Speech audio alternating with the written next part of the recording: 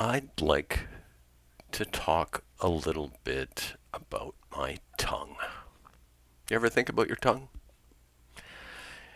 It's small, but it's surprisingly important. It controls the crossroads between your stomach and your lungs, and it makes very complex sounds, like the ones I'm making right now by talking to you. Unfortunately, I was diagnosed with a very small, a pea-sized tumor in the back base of my tongue, and I just discovered that a couple of weeks ago, and it's going to be surgically removed. Um, and this is my second battle with oral cancer. The first time around, I got this scar and all of the lymph nodes removed from this side of my mouth, and a lot of other uh, intrusive changes to that part of my body. But this time it's going to be a little bit different. But because this time it's in my tongue, I want to tell you a little bit about my tongue. First of all, I'm a foodie. I love food, and so does Shauna. And for 36 years, we've been going on food adventures together, starting with the first 20 or so dates that we went on, and that was in a span of about 60 days or less. We went to every Japanese restaurant in the Victoria area because we loved Japanese food. And Shauna has turned out to be quite the gourmet chef. I used to think I was a gourmet chef back in the day, but her skill level is dramatically superior to mine, and she cooks every major cuisine worldwide. Plus, we live in Silicon Valley in California, a very cosmopolitan community, and there's food of every type you could you could imagine here. Plus, we do a lot of world travel, and I know I live a life of great privilege, both here in California, just living here, um, and also privileged to travel all over the place, many times just for food. So last time around, it was in my tonsil, and the surgeries and chemotherapy and radiation therapy um, had a fairly significant effect on my taste. I was unable to taste anything for many weeks. I think because of the chemotherapy, but also perhaps due to the radiation, which really gave me essentially a sunburn, but on the inside of my mouth and throat and down. Um, and in the end of it, the first things were able to taste were very spicy food, and I never could eat spicy food before, but now I love spicy food, and also eggs. I never could eat eggs before this. I really disliked them, but now I love eggs. So my taste changed, even though the treatment was all centered around my tonsil.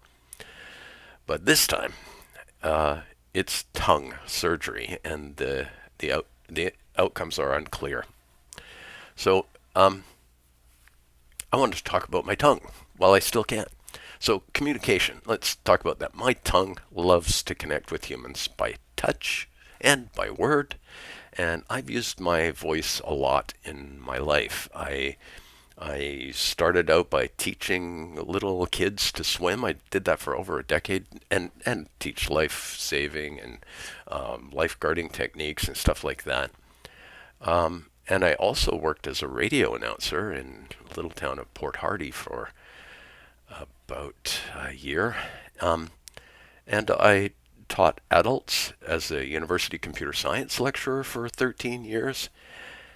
And I also was a union agitator and encouraged my fellow employees at the university to form a union. And I campaigned twice to be elected, and was elected twice as the president of that union when it was formed. Um, and professionally, I've been making technical videos at all of my employers down here in the Bay Area. Um, And I've made a bunch of YouTube videos, technical videos, and I've presented at technical conferences and more. I, as a young person, I was very introverted, and it really was so torturous for me to do any sort of public speaking. But now I love it. I feel energy from a crowd when I'm speaking, and it is super fun for me. Also, and this annoys my wife and son a great deal, I think, but I truly love chance random conversations with strangers. I just love connecting with everybody that I encounter, from cab drivers to just somebody that happens to be in an elevator with me at the same time as I'm traveling in an elevator. I just like to reach out to people. I look at them and I think about something that's interesting about them just from their physical appearance or something they may have said that catches my ear, and I use any excuse I can think of to just to engage and have a conversation with them. And everybody I've ever spoken to has been interesting in some way, and I encourage you to try that too. It's really super fun. And I've also taught my tongue to do a few parlor tricks, if you like.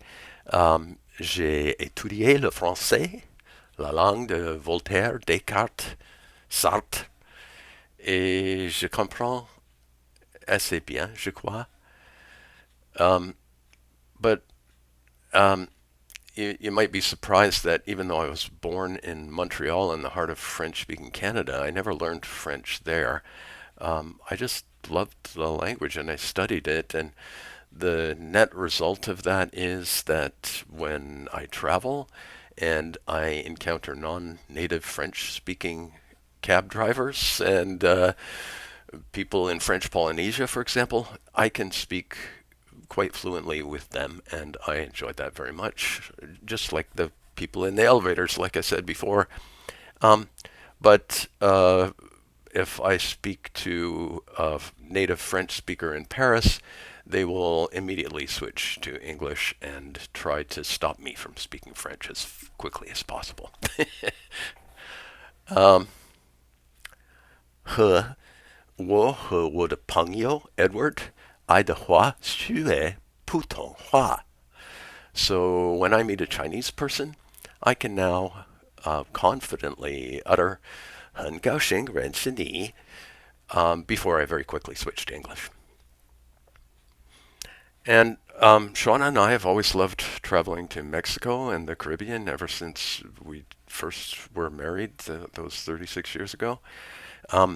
But ask her to tell you about my hablas frutas incident sometime. And if you speak Spanish, you'll know that that's ridiculous.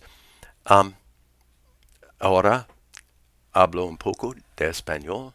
Todavía no soy fluida, pero me encanta la música puertorriqueña y seguiré estudiando el idioma del amor. And once you listen to a little reggaeton, you may fall in love with Spanish music too, Puerto Rican music especially. And I'd suggest you try Dana Paula, my favorite, or Bad Bunny. Or if you must, you can even try J-Lo or Shakira. Ultimamente sto studiando anche la lingua della città eterna, mia città favorita, Roma. Voglio parlare italiano con il mio fruttivendolo preferito nel campo dei fiori. I look forward to her correcting my pronunciation of every fruit and vegetable in her stall, and I can see her face in my mind's eye right now and hear her saying, "No, no, it's fichi, fiki." A language that has a word like fruttivendolo. You gotta love it. Anyway, my tongue has gotten me into a lot of trouble several times over my 68 years, although none of that has been strictly the fault of my tongue. It's mea culpa. It got me punched in the face a few times. Good learning experiences there. I'm also convinced some truly wonderful people to befriend me.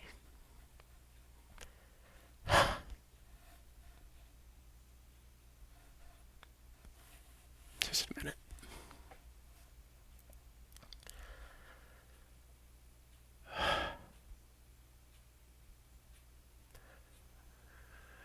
A few of them became more than friends. Dans ma jeunesse, j'ai adoré un peu trop chercher la femme. In fact, my first throat cancer was likely caused by HPV, which was likely transmitted through oral sex in the 70s or 80s.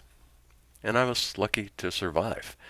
At the time, the statistics were about a 15% chance of survival for 5 years or more.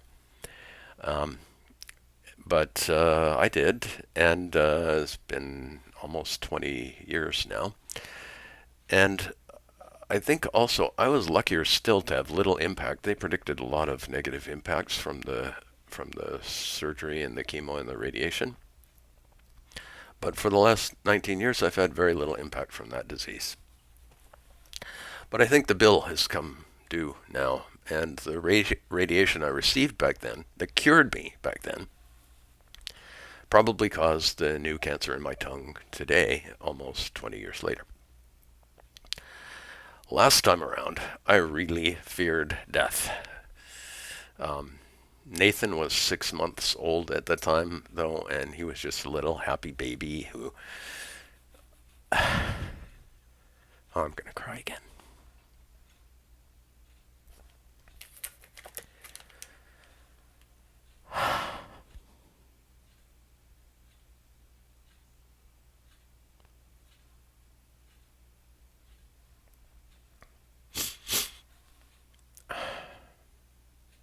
It was just so special to have this little baby who had no idea that his father was sick to play with me and love me as I loved him. Really helped me get through the disease. Shauna did too, of course. So hard on Shauna last time around. But this time, it's not going to kill me. I had a CT and an MRI, and they showed absolutely nothing. And then after the biopsy that I basically made them take of my tongue, there was a PET scan, and it does show the cancer in my tongue, a very small dot, but no signs of any spread anywhere else. So I really should be less scared this time around, but I'm finding the opposite. Fear of death is one thing. Death is final. You don't have anything to worry about after death. But this time, my fear is of a significantly altered life. And that is considerably more frightening for me. And the thought of, I may not be able to swallow because the location of the cancer at the back of my tongue is likely to affect my ability to swallow to some extent, hopefully a small extent, because it's very small and was caught early. But it could be to a great extent, and in fact it could be so bad that I may, for the rest of my life, need to use a feeding tube that will be installed as a little port in my abdomen, and I'll never eat anything again by mouth. No more mapo tofu. No more teppanyaki. No more Rogers chocolate, dark chocolate ginger. Extrañaré mucho estas cosas. So, let's wrap this up. I'd encourage you to think about how wonderful your tongue is and about all it does for you. If you have any oral issues, please get them checked out right away. Earlier detection simplifies treatment and gives much better long-term prognosis. So,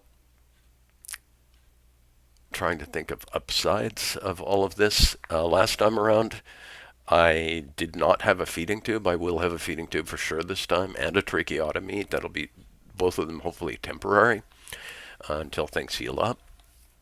But last time I elected not to have the feeding tube, and I lost 40 pounds. And I'm not huge, so that was quite significant. I was a skeleton by the end of it. This time around, if I do end up not being able to eat by mouth anymore, then maybe it will be an easy way for me to lose some weight. I could probably stand to lose 10 pounds at least. Um, and also, like I mentioned, my tastes changed last time around. Maybe I could hope that fish will become something that I like to eat. I wish I could eat fish. I just can't. It's horrible. Um, but that's not too likely, I suppose. One thing that I did that is anticipation of me potentially losing my voice, which they don't think that's going to be likely because the tumor is on the back of my tongue, but tongue surgery quite often interferes with speech. I can tell that the letter R hurts to speak right now, and I do kind of have a slight speech impediment right now because of this, and that may become worse. So I took the trouble to clone my voice, and so I'll listen to this. This is not really Glenn speaking. It's just a mindless voice clone. But I was trained using Glenn's voice, and Glenn thinks I sound just like him. What do you think? Does it sound like me? But it's only in English, and I love languages. I'm going to be so disappointed if I cannot speak other languages when this is through. So when it's all over, I'm going to record something else, and we'll see how bad things are or how good things are. So that's it. Bye.